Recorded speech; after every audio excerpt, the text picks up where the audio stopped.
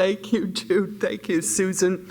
I have to thank Susan Sanders, first for the invitation, secondly for the coaching on what I should talk about and what kind of audience, and I'm really grateful. It's great to be in Atlanta.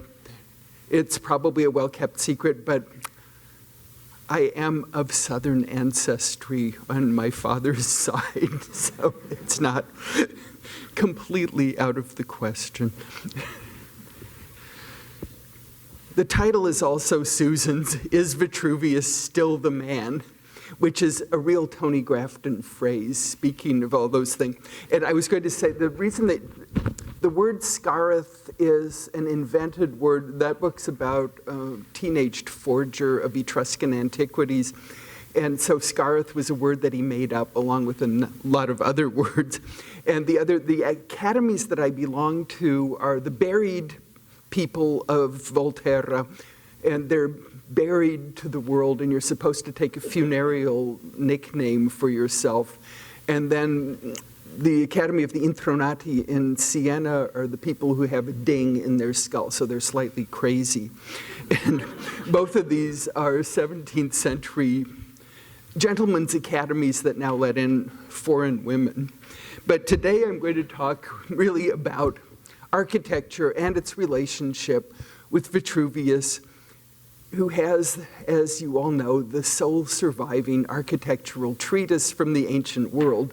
And I actually think it's not an accident. When I was starting out as a classicist, it was thought right to disparage him and to say he didn't write good Latin style and he was putting together a pastiche of everything else.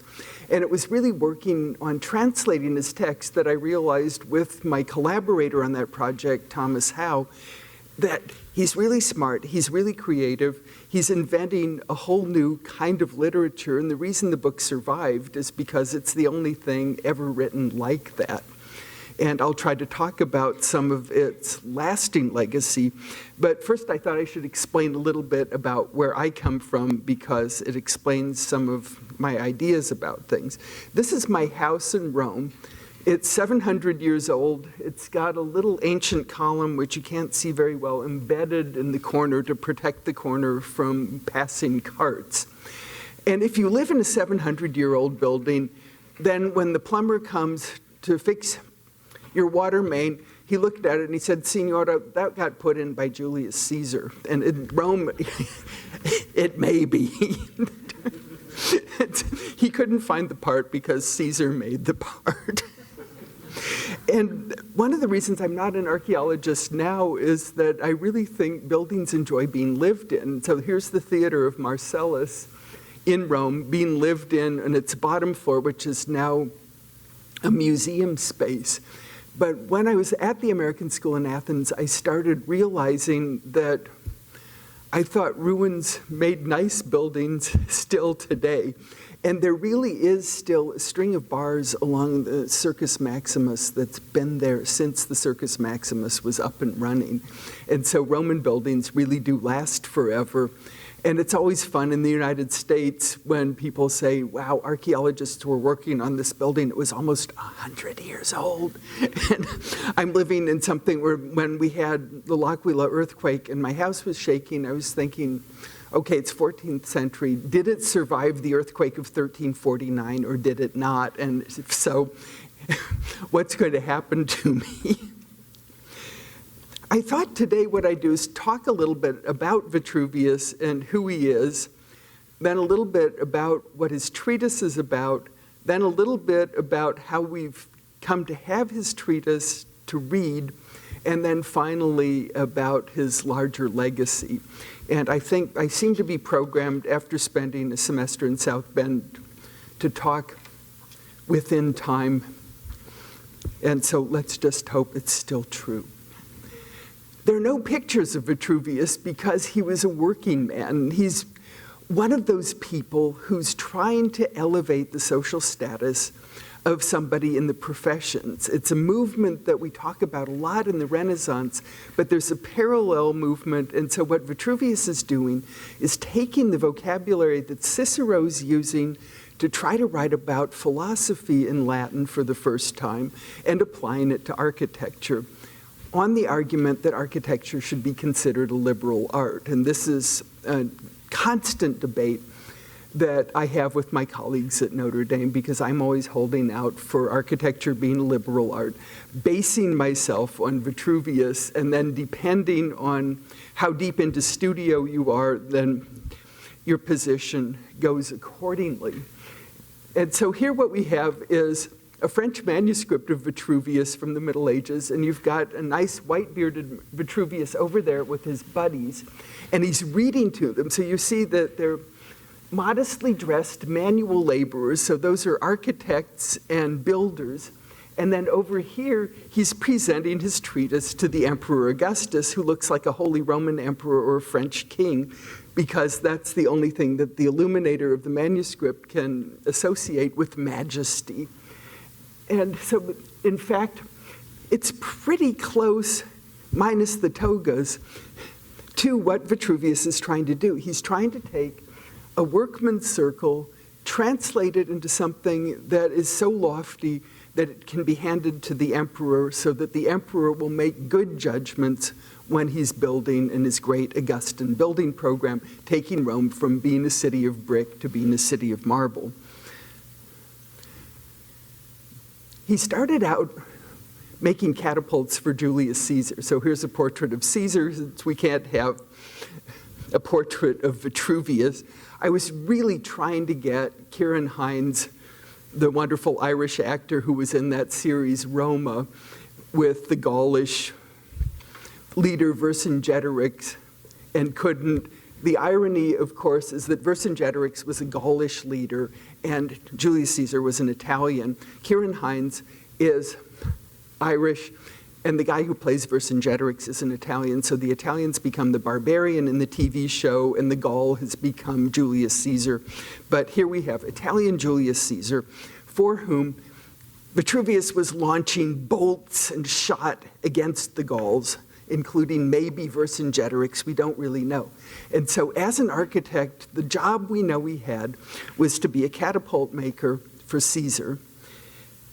Here's a catapult from Trajan's column. You can see it right there in the middle. And the whole point of a catapult is that it's like a giant crossbow, but the arms of the crossbow are in these twisted ropes that are made out of animal sinew.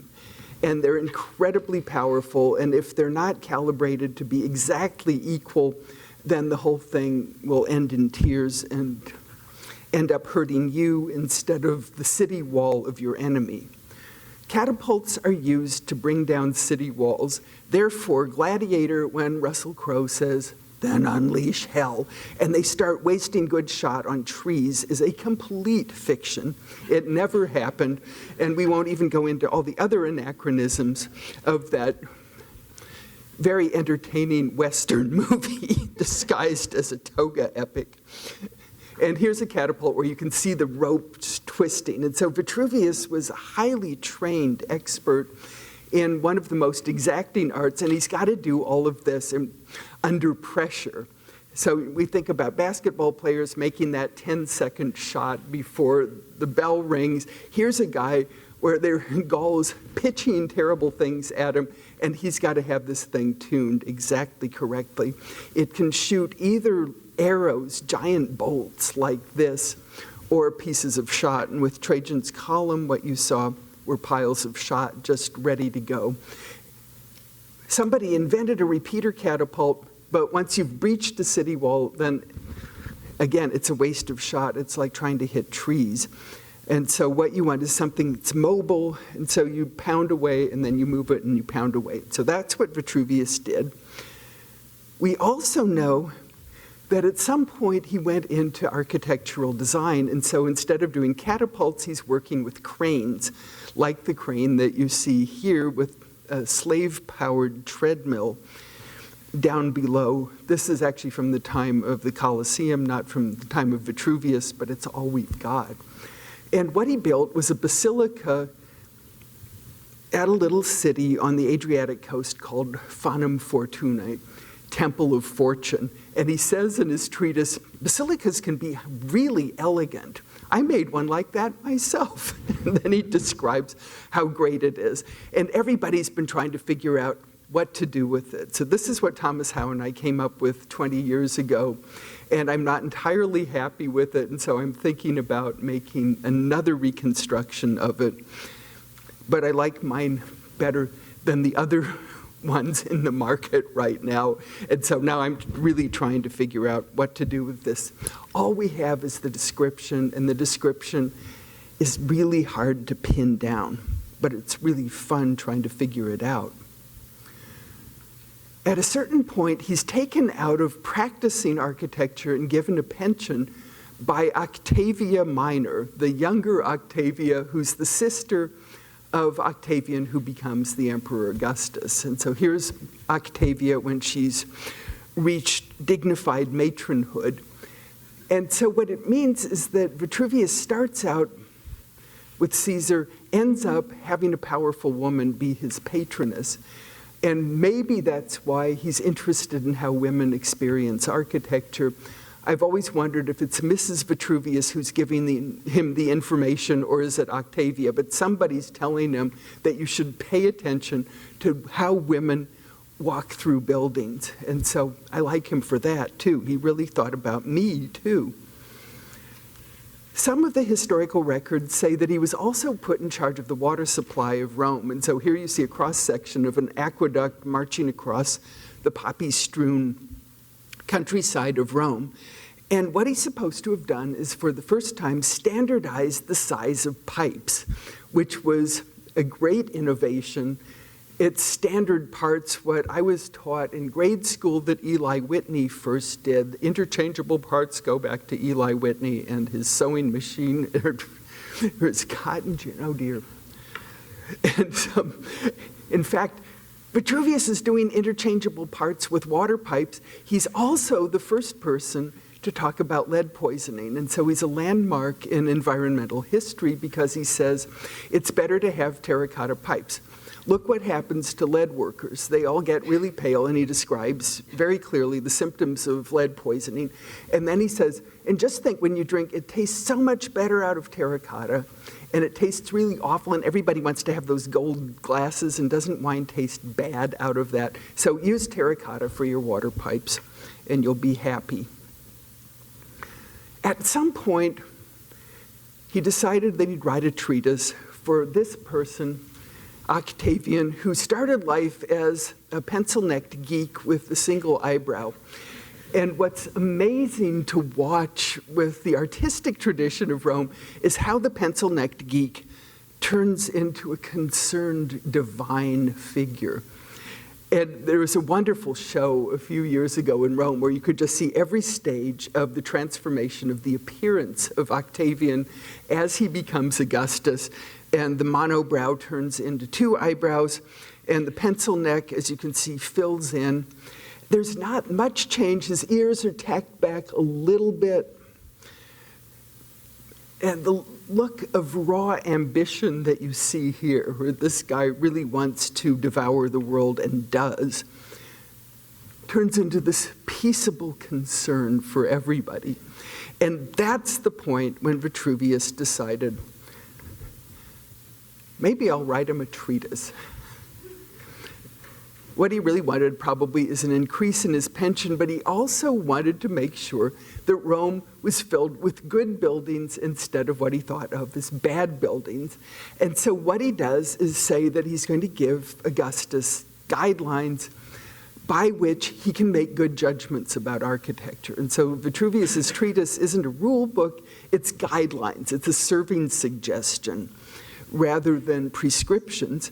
And he's thinking of impending projects like the Forum of Augustus, which would have been under construction when he's writing his treatise.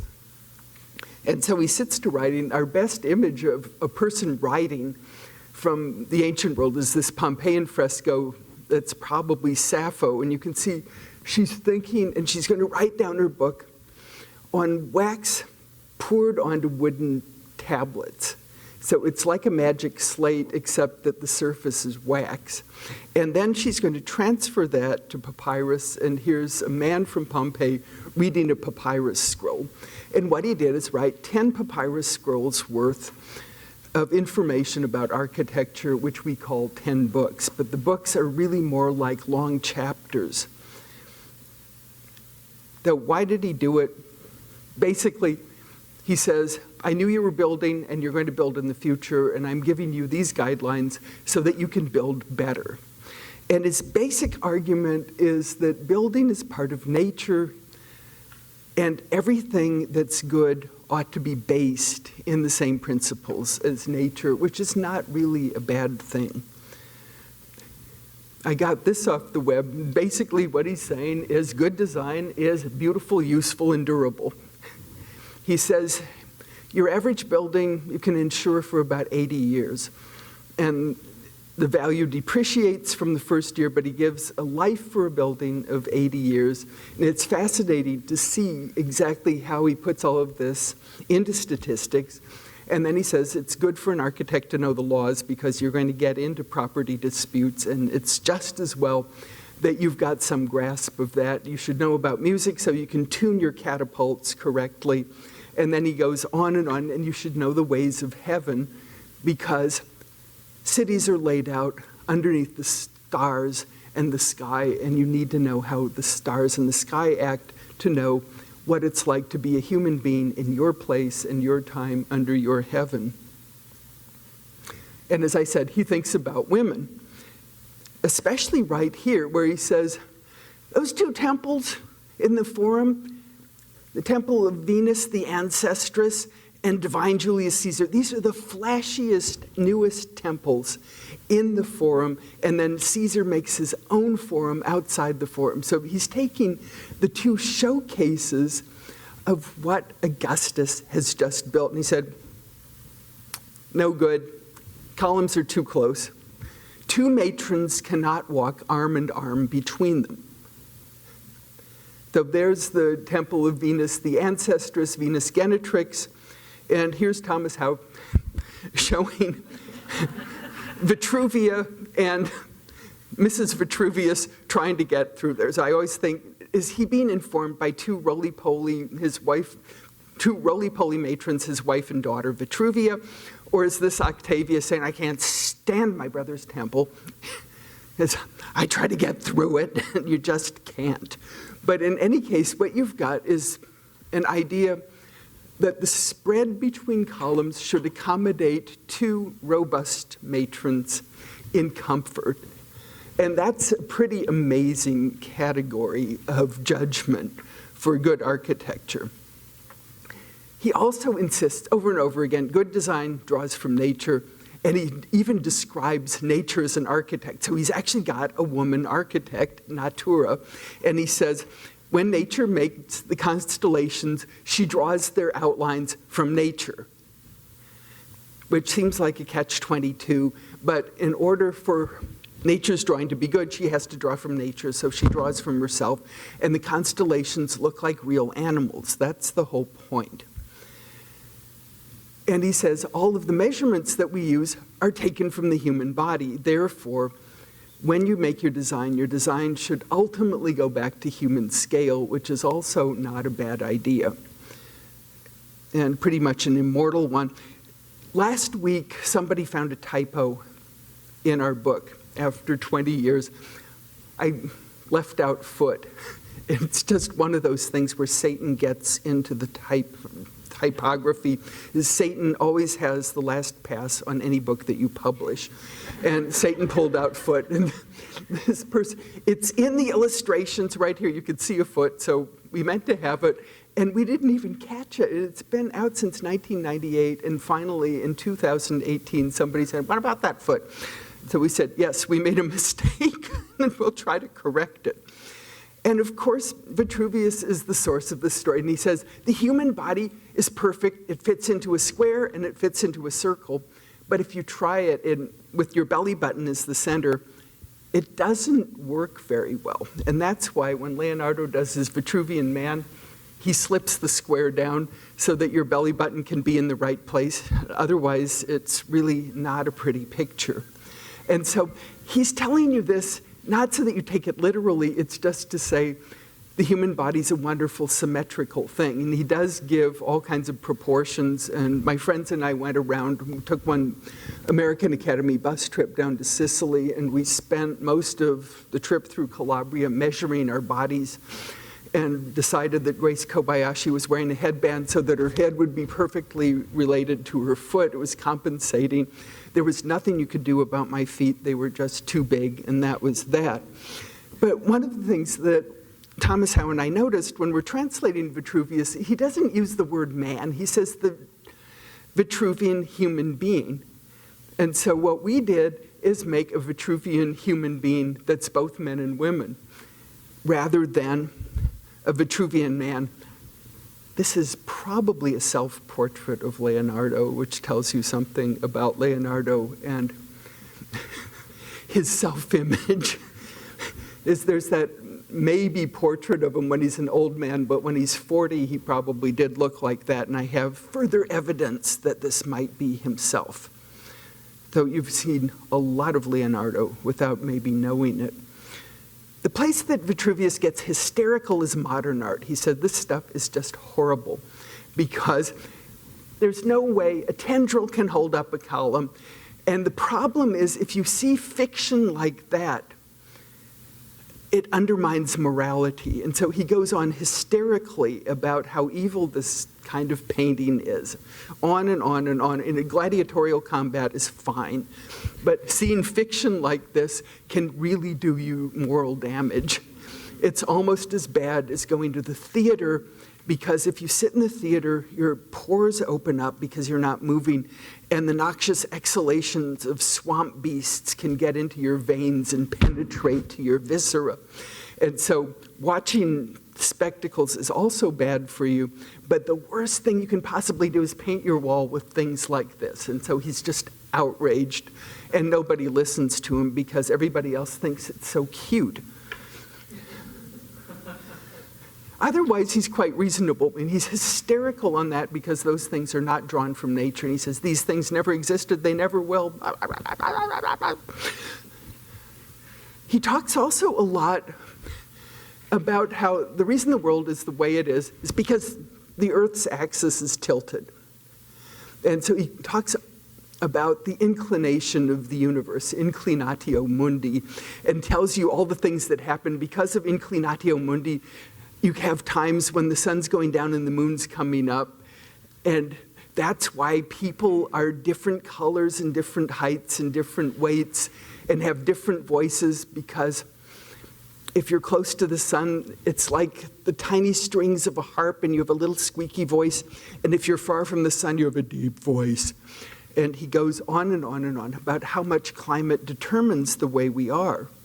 And here's a Ptolemaic map that he would have known. This is a 15th century copy of a map that's probably passed down from antiquity, showing the different regions of the world. And what he says is that you have to build for your climate. You don't have big porticos in Sweden. He doesn't say Sweden, he says Colchis and Gaul. But the idea is you suit your materials and your building to where you are, and that's still good advice. He says it's cheaper. And then he goes on and on and on about the differences in human beings.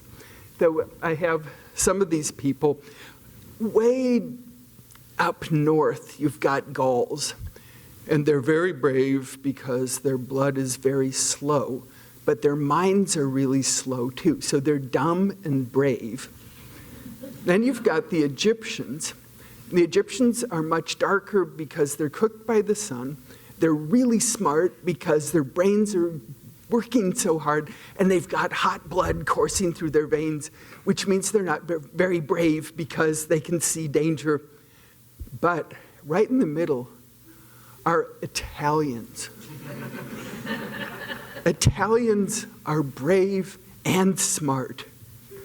And so here you have two wonderful specimens of the perfect human being, which happens to be born right about between Naples and Rome. And I love this couple because she's taller than he is, and so this is a real man. He's happy to have brought in a very tall wife. And then you've got these two, and you see this courageous dying Gaul with a terrible haircut.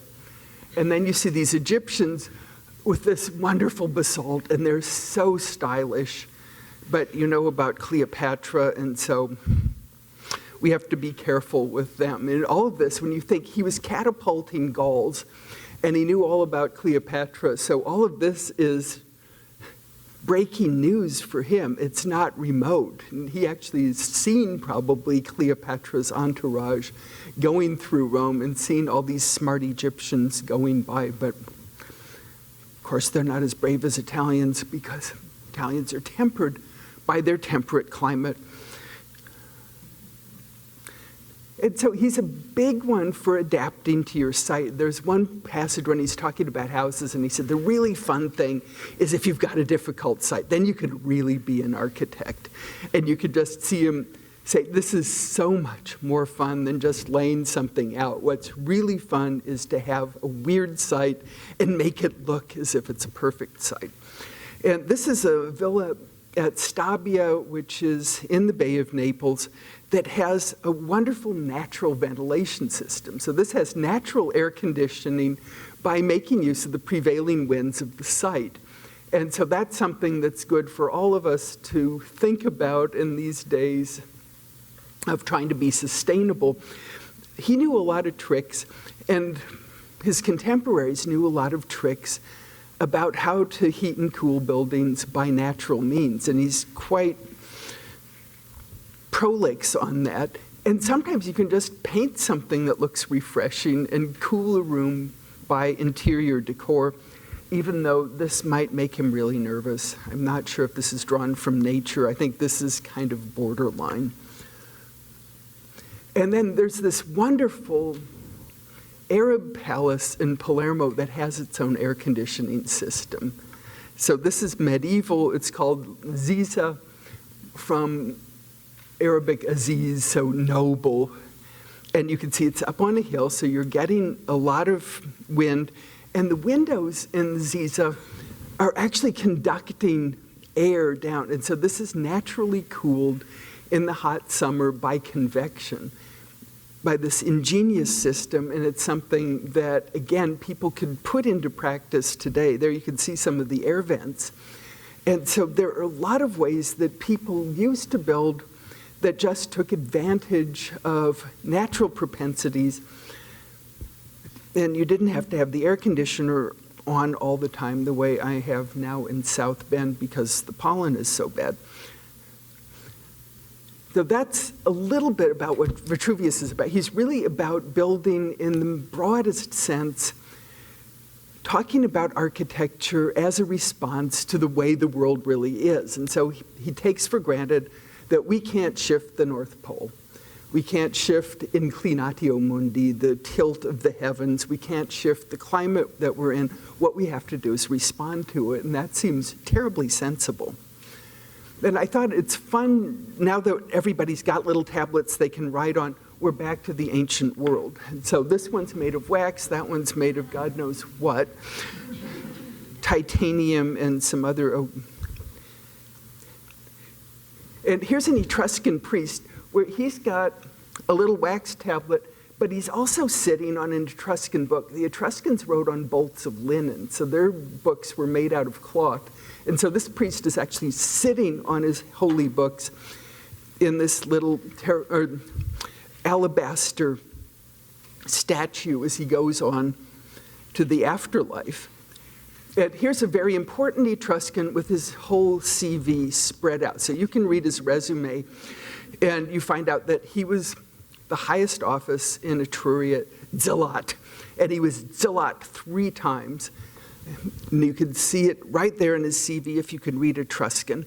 And he's got it on a papyrus scroll, it looks like, and papyrus came from Egypt. So it's even fancier than a cloth book. And then you can see he's got a flower garland, not because he went to Hawaii, but because the Etruscans also had flower garlands. So they wrote mostly on cloth on wax tablets, and then occasionally on papyrus. And here you've got a Roman writer's repertory. So you've got ink pens, ink wells, and then you can see a scraper off to the side of the little wax tablet. So that's, you can scrape off what you've incised. And then there's a papyrus scroll on the far right. And here's a playwright pondering his work, Menander, who wrote situation comedies. In the 4th and 5th century, suddenly everybody decided papyrus is so fragile, let's do something made out of parchment. And parchment is lambskin stretched really thin and shaved. And if you write on that, you can put a lot more text into a volume, and it's just about indestructible. The page you're looking at was written in the time of Constantine, so 300s AD. It's Virgil, and you can see spaces between letters were not a big idea. And that meant if you wanted to read, you had to sound it out. And so a library was really different in the ancient world. Number one, there are Italians reading in a library, so they're not just sitting there and your right hand is out gesticulating because that's your oratorical hand. Your left hand is holding your text. And so you can just see everybody's in there running into each other. And it must be incredibly entertaining if the time machine takes you to an ancient library. That I'd really love to see. And here's a bookcase from the 7th century. And you can see people didn't put books up the way we do. They put them down flat. They did that till about the 17th century. This is the earliest Vitruvius manuscript we have, which is from the 800s, so it's the time of Charlemagne. May actually have been written for Charlemagne to guide Charlemagne as king of the Franks in being Holy Roman Emperor. And what better way to be a proper Holy Roman Emperor than to have Vitruvius tell you how to build right.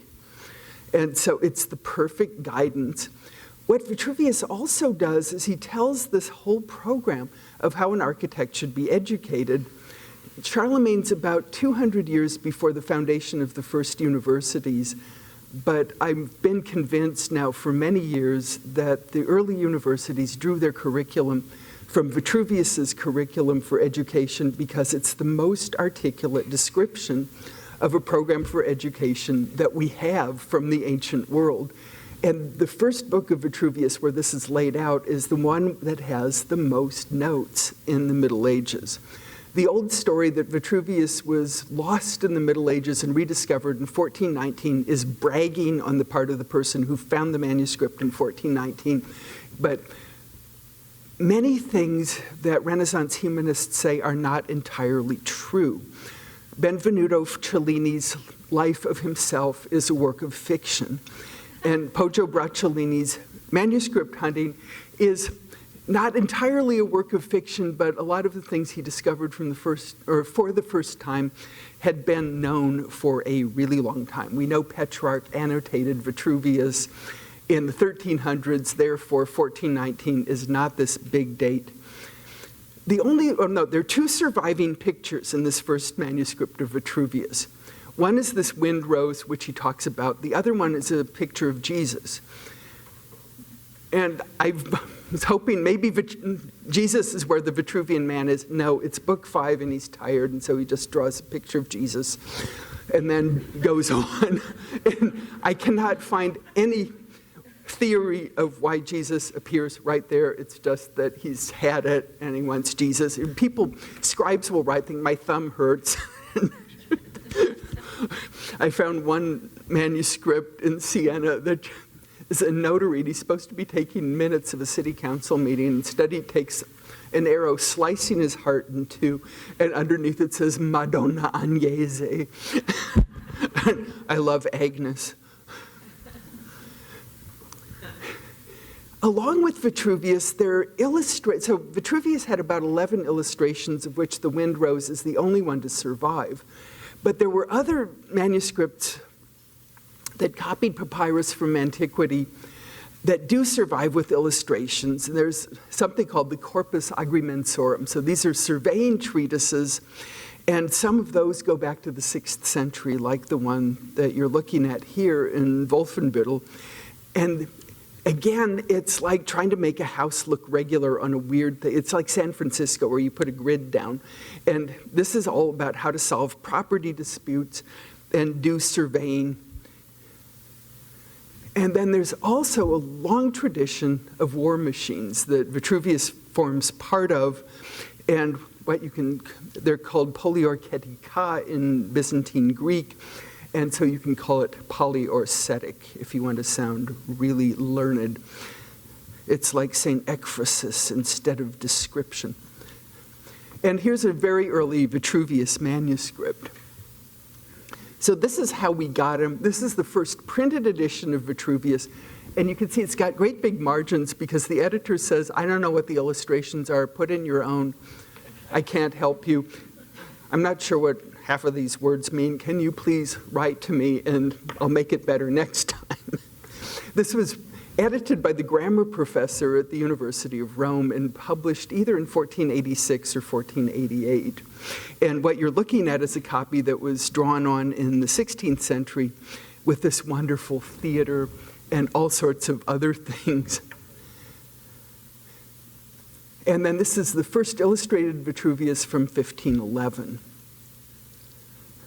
At this point, the person who really mediated Vitruvius for everybody and actually mediated Western architecture is the guy on the right who has not as much hair as the other guy. The other guy with the beetling brow is Leonardo. He loved to wear pink, and he's wearing pink here. And the other guy is his good friend Donato Bramante. And here they're being Heraclitus and Democritus, the two philosophers. Heraclitus is always gloomy, and Democritus is always laughing. And so Bramante's the laughing one, and Leonardo's the morose one, even though we know Michelangelo was much more morose. And Bramante spread this whole interest in Vitruvius far and wide on the Italian peninsula. So I always wonder about the Vitruvian man. Leonardo talked to people, and Bramante's a likely person. He shows up, Bramante that is, he moved down to Rome after being in Milan with Leonardo in 1500 or so, in 1499, 1500. And so here what you have is Raphael's School of Athens with a detail where Bramante's starring as Euclid. What's interesting is here you've got the idea of this Vitruvian tradition in a Roman context, that a beautiful building ought to look like an ancient Roman building, and St. Peter's Basilica, which is just then being designed when this is painted in 1509, 1511, is going to come up looking, they think, like a Roman building. But back in Milan, another student of Bramante's is doing a translation of Vitruvius, Cesare Cesariano, and Cesariano says, the most perfect classical building I can think of is the Cathedral of Milan, which we would think is Gothic. And so what that tells you is that, in fact, the principles of Vitruvius are much broader than simply application to classical style, although Bramante will be instrumental in pinning it down. What I've decided about architecture in Italy from about, say, 1450 to 1700 is the whole trick is to get a Gothic space using no piece that wasn't in the Roman Forum. And it's a real challenge, but I think that's what the name of the game is. And this is so that's what Cesariano thinks is a Vitruvian vision. This is what Bramante and Raphael at the very same time think is a Vitruvian vision. It's two totally different styles, two different regions, and what it says is that the principles of this book, which at that point had been written 1,500 years earlier, are still durable. And now 2,000 years after it's written, still works pretty well.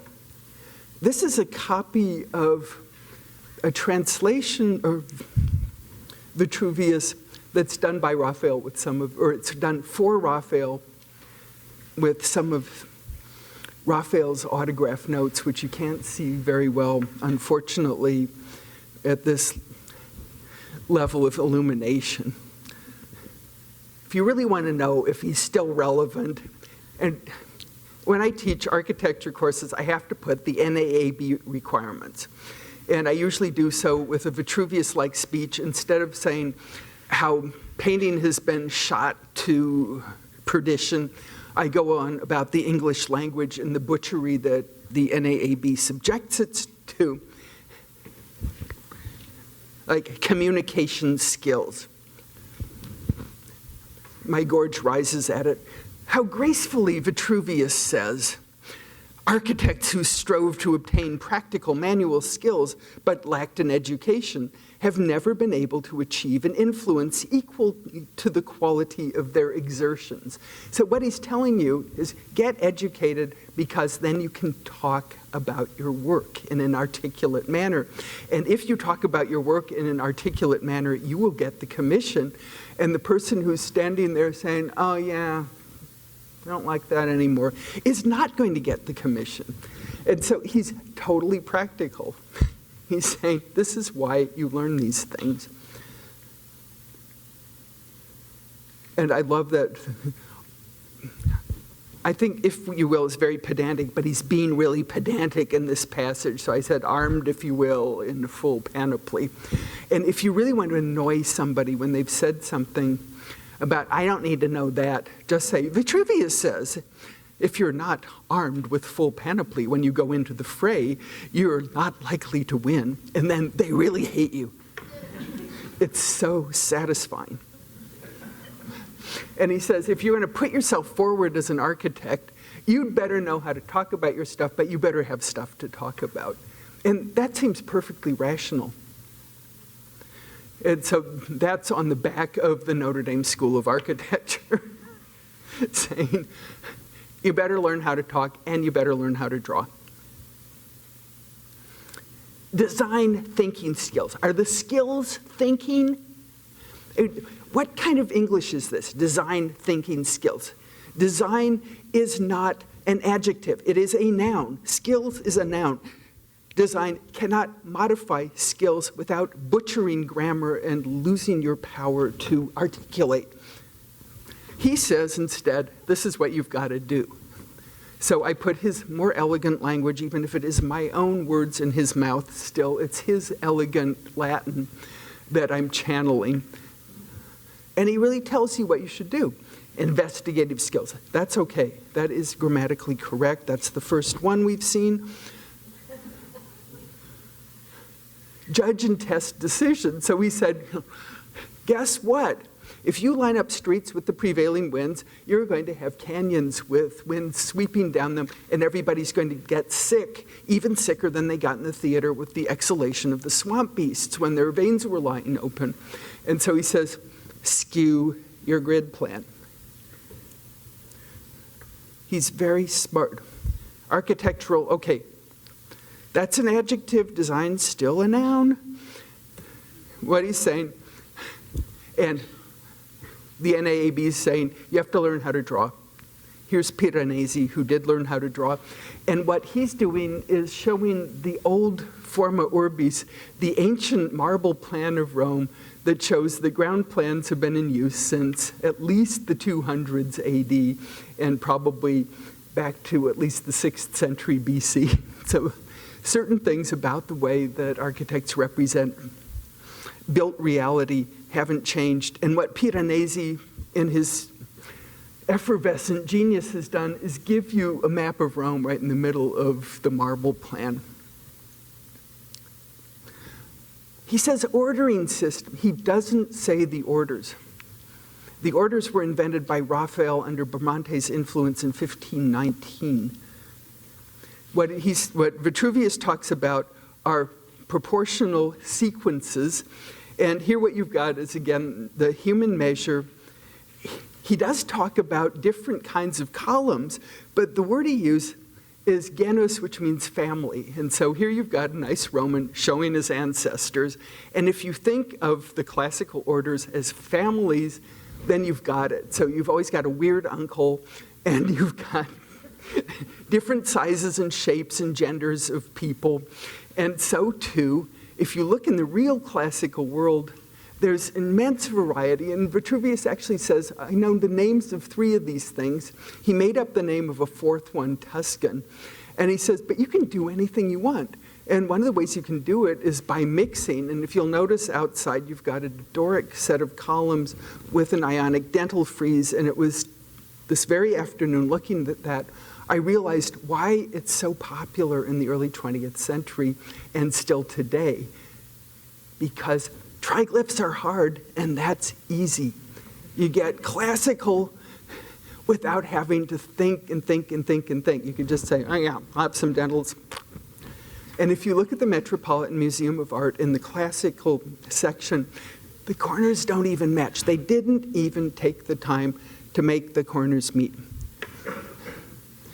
Family resemblances can be quite remarkable. I got this partly because Donatello Versace almost has a face here.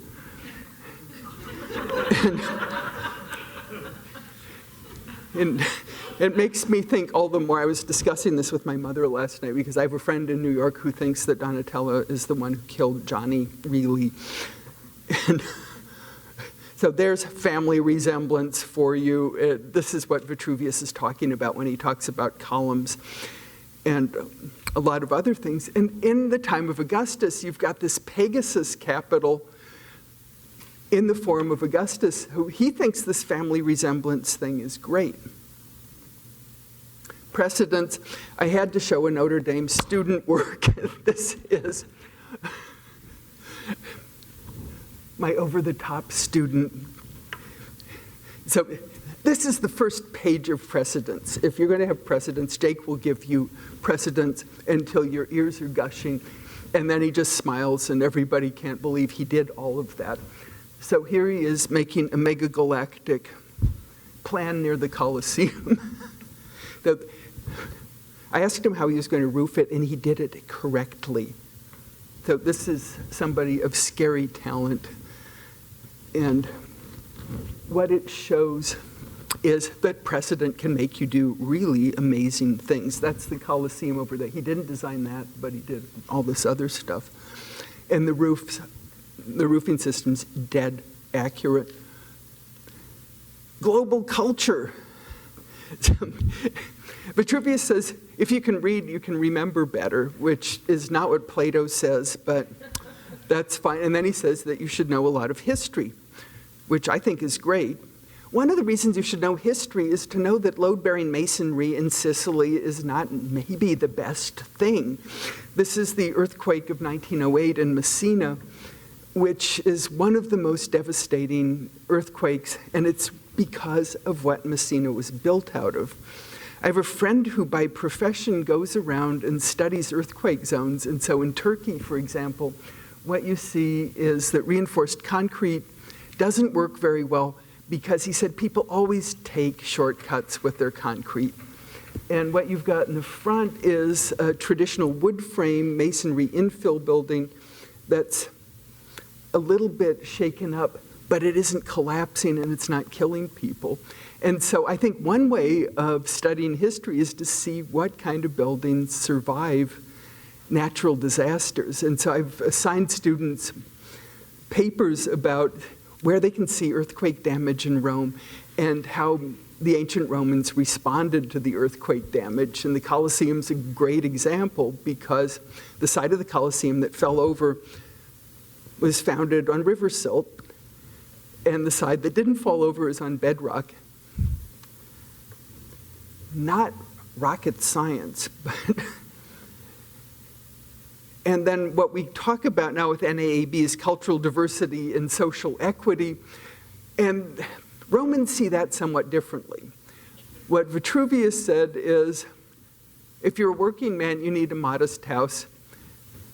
If you're noble, and a noble in that sense means a leader. A leader should have a house that's on the scale of a civic public building because many civic occasions are going to happen in the noble person's house, and then they're in between people. And I've been working on a Renaissance banker who belongs to, and he says, farmers need the simplest house. Next up are bankers and tax collectors. And this man is a banker and tax collector, but he builds one or two rungs up, so it's either magistrates or nobiles. And he gets away with it because he's so rich that everybody's in debt to him. And then I talked about climates and peoples, but one of the examples that Vitruvius uses is in Pontus, which is Turkey, where it's a more rigid climate than it is in the Bay of Naples. People make log cabins, and he said, you don't want to do it where he lives. You want to live like this, but you should adapt the way you build to the place that you live, and the place that you live depends on your climate. Finally, what I have are a series of buildings that I think still have a strong classical tradition, even though they're motley, and there's an evident connection between ancient Roman architecture and mosque architecture in Islam, because a lot of the places that mosques rise have already colonnaded buildings of Roman date. And so when you have something like the Blue Mosque, you can see it's a colonnade, it's got Gothic arches, and so you're seeing the Vitruvian tradition filtered through all different kinds of cultural influences, but the basic idea that you should build to a human scale, that it should be appropriate to climate, that you should have comfort and durability as some of your criteria, those things don't change. And beauty doesn't hurt either. This is the mission at Santa Barbara in Santa Barbara, California, the facade of which in the early 18th century was taken straight from a printed edition of Vitruvius. So that is a Vitruvian facade just copied from a printed book of Vitruvius that they have in the library and slapped on. And that gives you mission architecture that elevated beyond vernacular. The fact that you've got that little colonnaded front tells everybody that even though we're in California and very far from Europe, still the tradition lives on. And then there's this crazy architect named Armando Brazzini who worked during the fascist period in Rome, and he wanted to make this giant church that was almost the size of St. Peter's. And there you see it, the dome never happened. But we do have this phantasmagoric church that's now in the fancy part of town. The new auditorium by Renzo Piano is right down the street, and the famous pastry shop where the rich people of Rome hang out. This is totally the opposite of my house, which you saw. So this is the absolute upper crust. I'm in the old thieves' quarter on the bad side of the Tiber River. And this is another Brazzini creation from the early 20th century that's just crazy, and you can see it out on the skyline. And somehow that reminds me always of the Hundertwasser house in Vienna, which is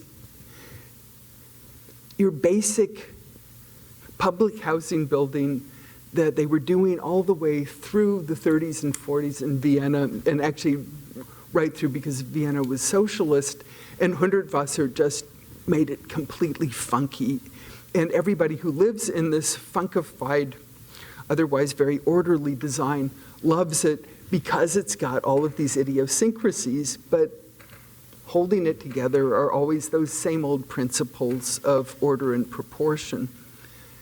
And the same thing with Rem Koolhaas's recent thing for the Prada Foundation. That building in the back that looks yellow is actually covered in gold leaf, and they assured all of us who went to see the buildings. I had to cover the exhibition that was in this hall here, and the first thing was called Serial Classics. So it was all about classical statues stuck in this Rem Koolhaas modern building with the idea that these principles of repetition were indelible. They went back to Vitruvius, they went back to the ancestry of Vitruvius, and still operating. And so it was really to challenge us to think about Vitruvius in the really longue durée, which leads me to conclude that he is indeed still the man. Thank you.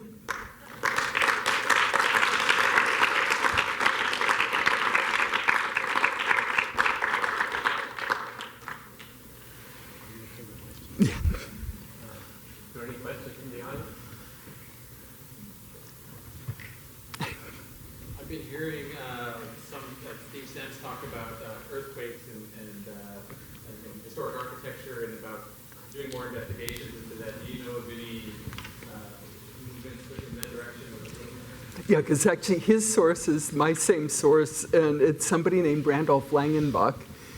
And Randolph was a fellow at the American Academy in preservation, but he worked for FEMA for years and years and years, and he was their earthquake expert. And so what you want to do is look up Randolph Langenbach on the web, and it'll take you right to his website, and then it's just got tons of stuff. So that terrible earthquake and bomb in Iran, he went to see, and he was thinking that maybe it would prove that mud brick architecture didn't work as in an earthquake zone. It turned out, no, it was a completely different issue. That the restorations of the old mud brick buildings were using not very good wood. And the wood that was used for making the original mud brick buildings was made out of heartwood, so it was the very center of trees where it's really dense and the bugs can't get in. And everything that fell down in that earthquake turned out to have termite-eaten wood holding it up. And so in that case, it was really taking care with the kind of wood you use. And so it's fascinating what happened. So what he's also done is designed a masonry infill way you can retrofit reinforced concrete buildings to make them safer. And he's just a wonderful guy. He also did a project while he was at the Academy where he went around and photographed all the places that Piranesi had put in his engravings and found out that Piranesi was using about 5 viewpoints for each of his drawings. And then what he did is melt the Piranesi into photographs. And so those people, for example, who were living in this theater of Marcellus are halfway up the arches.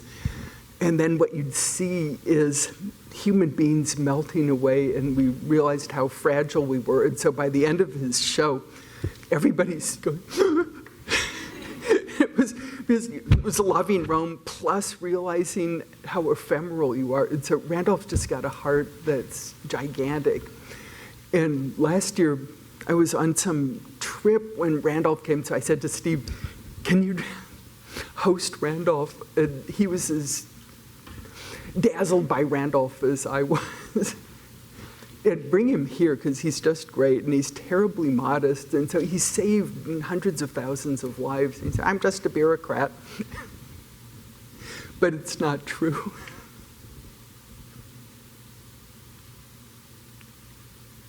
I'm curious about the influence of Vitruvius and the influence as it relates to the lead pipes that you talked about. How was there a resistance to that, and how did information travel, and how fast did it travel in order to stop building with lead pipes? Yeah, I think lead pipes they're less dangerous once they've got incrustation. So once the lead gets a little lead rust on it, then apparently they're okay. And most of the water in Italy is highly mineral, and so once the pipes are encrusted, they're not going to kill. But basically, I think it was so easy to just slap them out that they kept doing it. And so in Pompeii's AD 79, so that's quite a bit after Vitruvius's death. And they're not doing terracotta, which probably is more vulnerable because it won't bend. And again, it's that whole seismic business because you can dislodge a terracotta. That was an interesting part of Vitruvius is when I started doing the translation, my idea is I take a nice Renaissance manuscript, sit down in the Vatican Library and just translate it. And what I found out is why Leone Battista Alberti was so frustrated because all the manuscripts are faulty. And so I ended up having to use a combination of a German 1867 edited version of Vitruvius where there were a lot of manuscript alternatives. And even then, there were things that didn't make sense. And so with the astronomical stuff, I had to flip a couple of paragraphs. And I had to make up a word for pressure valve. Because when he's talking about pipes, he says, when you take pipes in a valley, you need to have something. And obviously, what you need is a pressure valve so that the water can then pump up a hill. And there is no other author who's survived in the Latin language who's involved with pressure valves. And so I just had to look at the letters I was given, and I made up a word. And it looks pretty good because he explains strange new vocabulary words, and my made-up word, or what you call it in textual criticism, is my conjecture. And so my conjecture is backed up with the best evidence I could have, and then because everything every manuscript says makes no sense. But I think what happened in that case is that lead pipes were so easy, and he says don't do it, but everybody's doing it, and then he's supervising them.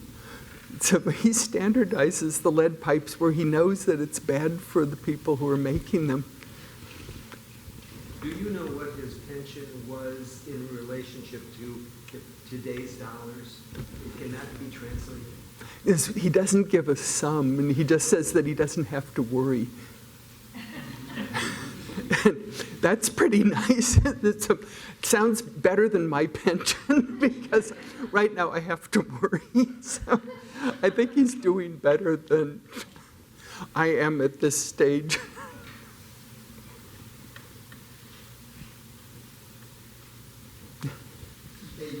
You mentioned that the fact that the book survived, it is related with the actual value of the book and the value of the proposition of the book. That this was a unique book. That he made things up. I mean, he concocted things. I mean, he was drawing on sources, but it is the merit of the book, right?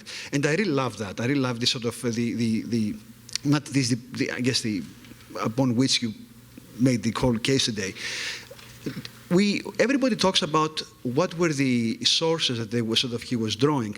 My question here is, what happened after that? What do you think? I mean, was he the sole man who was trying to put together a treatise? I mean, were there other treatises that were written at the time? It was really a project of the time for people to make up stuff. What do you think? What they do is put out pamphlets when a new building went up, because when he talks about some of those temples, it sounds as if what you're getting is Hermogenes saying, my temple. And it really sounds to me, and as other scholars that I've read, that what you're getting is,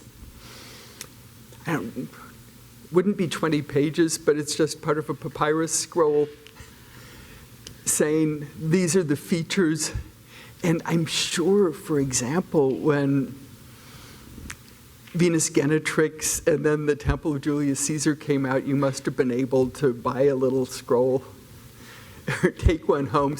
Look at this amazing feature, and look how many columns you get for the money. And so having them closely spaced and really carved. Look at that carving. And so that's what I think it probably, you give the proportions, you give salient features, and then say why it's so great. And it looks as if he's got a whole bunch of these pamphlets going back even to the 4th century BC on his desk when he's writing. And then afterwards, we've got Frontinus writing about water, and people seem to take pieces of it, but nobody seems to write in that expansive way ever again until we get to Alberti. And then Alberti, it's wonderful because he says, okay, scribe, when you copy this, spell out the words. He doesn't want XVIII because the I in XVIII can drop out and then the whole thing collapses. And so he's, write FORTY. And then he says, sometimes I wish Vitruvius had never written because I don't know what he's talking about. And the real problem is that Vitruvius is writing in both Greek and Latin. So when he did his technical terms, he stuck them in Greek because everybody who was educated read Greek. And then he had 3 Greek poems about water. All of this got in the hands of people who didn't know Greek, so that early manuscript from the 9th century that I showed you looks like tortured Russian. And the water poems, he just gave up, and they're not even there. And sometimes you get, and once you've got a piece of tortured Russian where you're supposed to have legible Greek, then everything around it starts getting weird, and so it's like pockets of infection. And the first illustrated printed book was edited by a scholar who was also a mathematician and an architect, as well as a Greek scholar.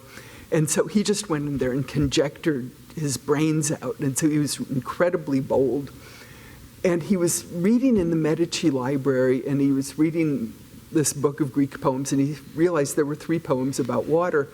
And he thought, maybe these are the missing poems from Vitruvius. And in fact, if you matched the Greek up with the remains that look so hideously tormented in the manuscripts, it was true. And so that printed edition of 1511 is much more complete, and you've really got the Greek finally for the first time. Alberti's Greek is fine, but the manuscripts he's working, I've seen them all, and it's just a nightmare.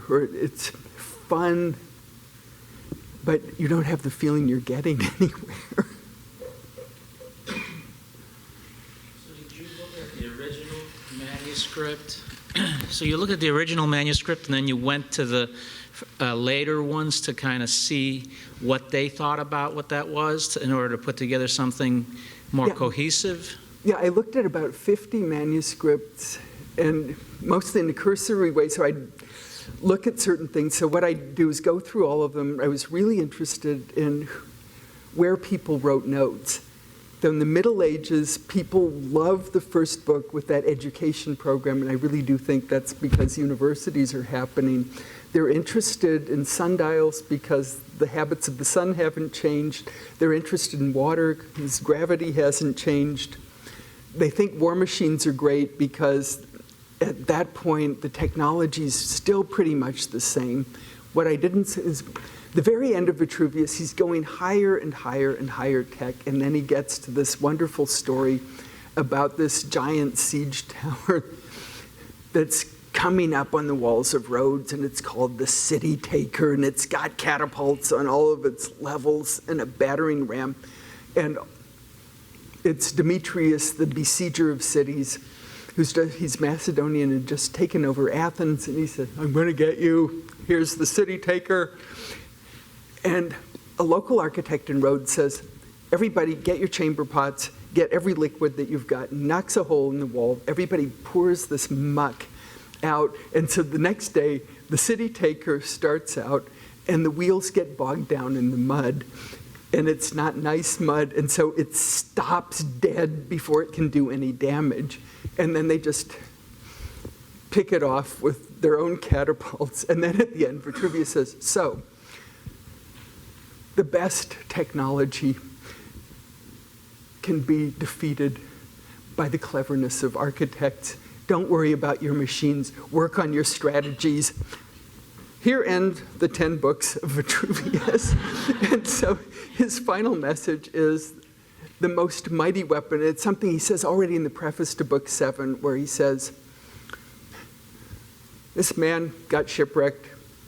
He landed on the shore in Rhodes, And he said, oh, I see human footprints, and what he saw was a geometric diagram. And then he goes into the city and starts talking up a storm about his talents as an architect.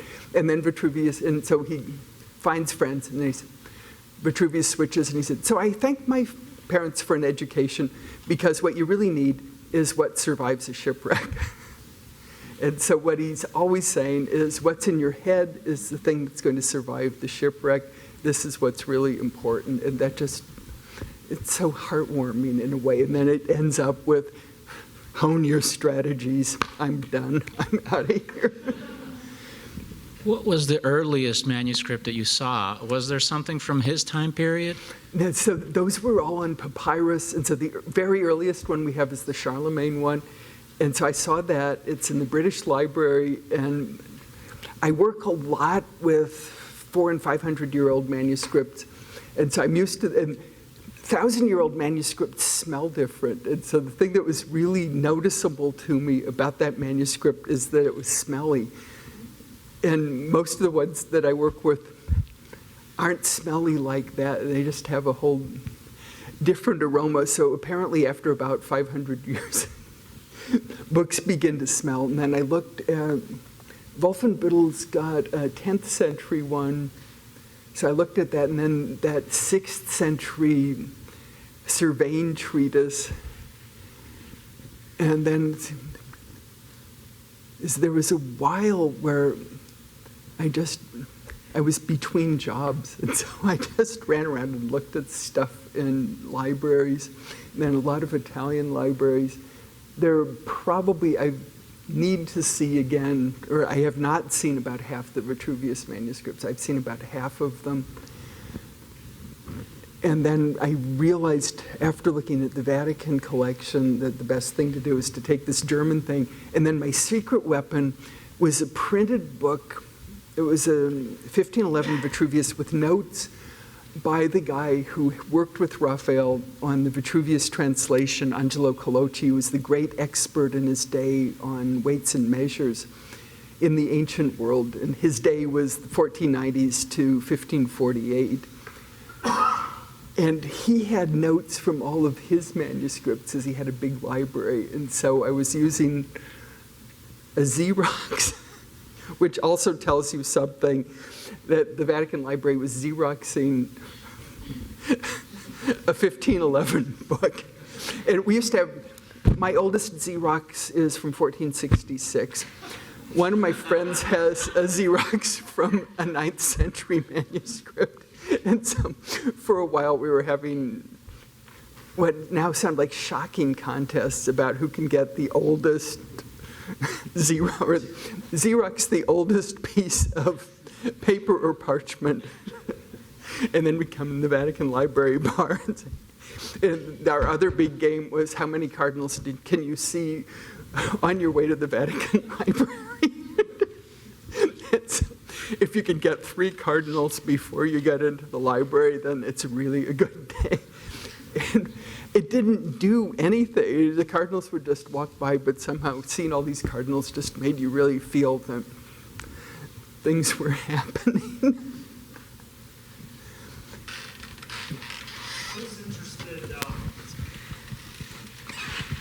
I was intrigued by your statement about perhaps there is a relationship or a stronger relationship with the liberal arts and architecture than sometimes we're willing to, as architects, to acknowledge. And I kind of sort of think back on my own education and somewhat nostalgic about just the great debates at the end, the end of modernism, and how, postmodernism came along, and we were just sort of discussing all these ideas, and a lot of discussion about design and theory, and then the isms, deconstruction, and sometimes I think now we've sort of digressed to the upside down L style for all the buildings we see out in the landscape.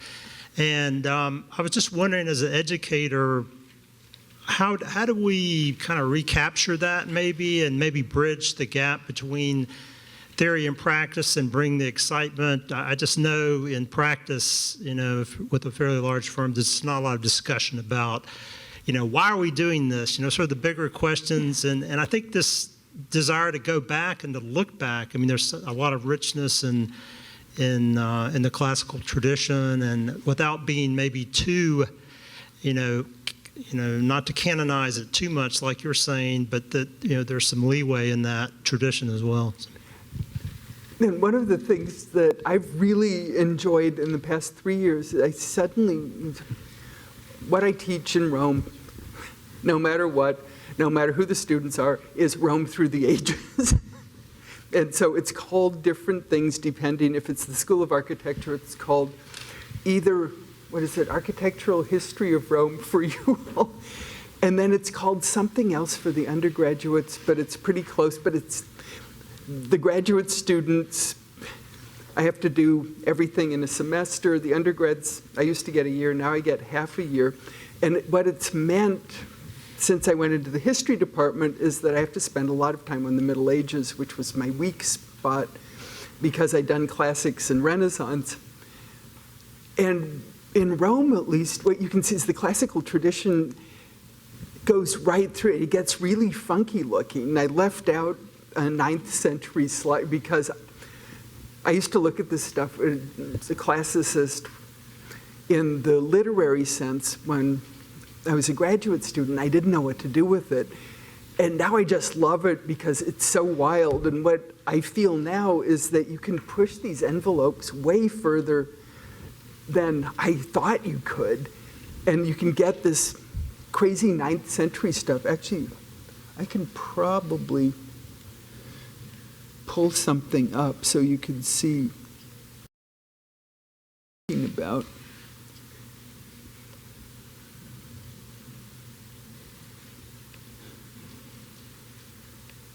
Okay, open recent. I think this one, unless I deleted it.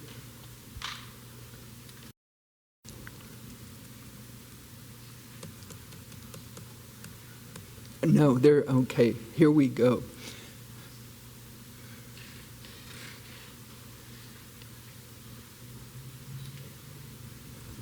That wellhead, so what you're seeing here is a 12th century cloister with a Latin poetic inscription in hexameters saying the Vasaletto family made this. And they're 2 Egyptian sphinxes. They're medieval sphinxes, and they've got proper Nemes headdresses and everything. So I've been obsessed with Egyptology in the Middle Ages in Rome. But that wellhead is 9th century, and you can see everything's totally flattened out. It looks like a cartoon. It's just totally non-representational in a lot of ways. And I used to think, oh, that's so primitive. And I had this really crazy professor of Etruscan when I was a graduate student. We were looking at an Etruscan statue, and he said, looks primitive, right? What if it were by Matisse? And so what I realized is that I should really start looking at that different. And so there's a palmette down there that looks completely insane. It doesn't look like a palmette, but they think they're doing a palmette. And in the same way, the Vasaletto father and son team, when they're doing that cloister, think they're making classical architecture. And so you've got here a wellhead from the same time as that manuscript of Vitruvius. And this mosaic is also 9th century, signed by Pascal the First. And so you can see those are supposed to be the clouds of dawn, and it's all flattened out. It looks really cartoony, but it's got these wild colors. And you've got the Lamb of God down there, and he's looking at you like this, so it looks like a Cyclops lamb. And so I used to look at this stuff and think, this is so weird. And now I look at it and think, this is so weird. It's so exciting because they still think they're doing it. And they've got a palm tree. There are 2 palm trees. The word for palm in Greek is phoenix. And so just to make sure they've got the right thing, they've got a phoenix bird sitting in the palm tree. So they're covering all their bases there. Don't know. And there's St. Peter and St. Paul. and St. Praxedes and St. Prudenziana. And then you've got Paschal with the square halo. And then this is also where you've got a chapel that Michelangelo, I think, imitated. So I think Michelangelo's looking at 9th century architecture too. And so this is the whole thing I've been excited about now. The 9th century, I've just decided, is the hottest property known to man. They're a matter of having different eyes. And so I think part of it with students is trying to open their eyes to new things, or they see things and suddenly you can rethink. But I think discussion's so terribly important. And what I really miss now, my house in Rome, in the old days, most of the people under my window are Italian, and the American students are 2 blocks away. And it used to be everybody was talking about life, and so they'd have a little bit too much to drink, and then they'd get philosophical until 1 in the morning. And I thought, this is really important, because that's what I did. And now they tend to just drink, and it's those moments when you've had enough wine to feel eloquent, but not enough to deaden you, and you decide what the meaning of life is. We probably should have these discussions through our whole lives, and what we tend instead to do is we get so wrapped up in our work, and we don't have that time, and it's really just standing there looking at that 9th century stuff. And one day, with me, it's always where I just have to open my mind, and then one day the door opens, and suddenly I realize these people are really intelligent. They're after something. And once you start seeing it their way, then you just can't get enough of it. So 9th century is just great. I never thought I'd be standing up on the podium saying 9th century is really hot. Used to think that's the Dark Ages. One more question. The 9th century. Yeah, thank you very much. Yeah, check out the 9th century.